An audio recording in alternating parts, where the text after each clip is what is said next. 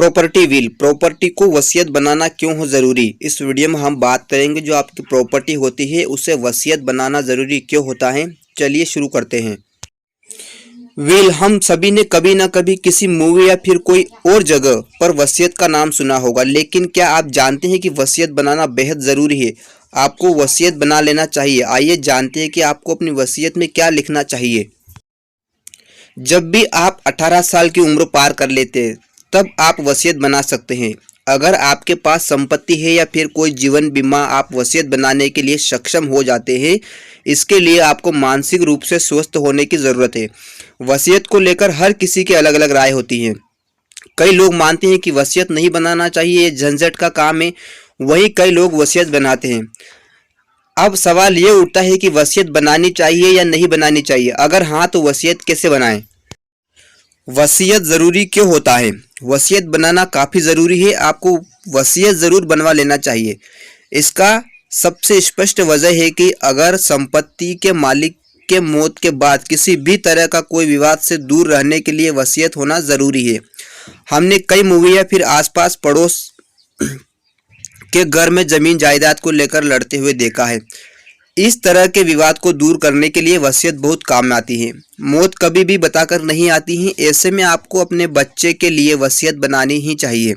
अगर बच्चे के 18 साल के होने से पहले ही माता पिता की मृत्यु हो जाती है तो ऐसे में बच्चे को किसी भी तरह का कोई वित्त समस्या ना हो, इसके लिए वसीयत काम में आती है। बच्चे के 18 साल होने तक में वसीयत का उत्तराधिकार कोई होता है, पर जैसे ही बच्चा 18 साल का हो जाता है उसे संपत्ति का अधिकार मिल जाता है। आपको वसीयत बनाते समय कई बातों का ध्यान रखना चाहिए। इन बातों का ध्यान रखें। आपको वसीयत बनाते समय किन बातों का ध्यान रखने हैं। नंबर 1, आपको वसीयत में नाम, पिता पति का नाम, घर का पता, जन्मतिथि जैसी जानकारी देनी चाहिए। इसमें कोई भी त्रुटि नहीं होनी चाहिए। नंबर 2, आपने किस तारीख को वसीयत लिखा है इसकी जानकारी भी आपको देनी चाहिए। नंबर 3, आपको अपना वसीयत स्पष्ट रूप से ही लिखना चाहिए। उसमें आप ज़रूर लिखें कि ये आपकी मर्जी के अनुसार, किसी भी तरह का कोई दबाव नहीं है। ये बात भी आपको ज़रूर लिखनी चाहिए। नंबर 4, आपको इसमें अपनी संपत्ति का सही से ब्यौरा देना चाहिए।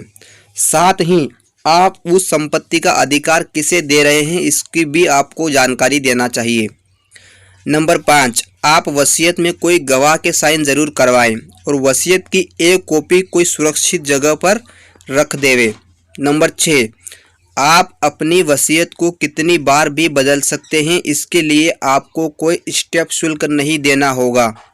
आप किसी भी भाषा में वसीयत लिखवा सकते हैं। तो ये जो बातें हैं 6 मेन ये आपको ध्यान में रखनी चाहिए। संपत्ति का ब्यौरा भी सही देना चाहिए, उसमें सारा अधिकार लिख देना चाहिए और उसकी कॉपी किसी सुरक्षित जगह पर रख देनी चाहिए। स्टेप शुल्क नहीं देना होगा, बार बार बदल सकते हैं और जिस भाषा में आप चाहते हैं उसमें लिखवा सकते हैं। आप हिंदी में लिखवा हो, अंग्रेजी में लिखवा हो, गुजराती में लिखा हो, जिस भाषा में आप लिखवा सकते हो लिखवानी चाहिए।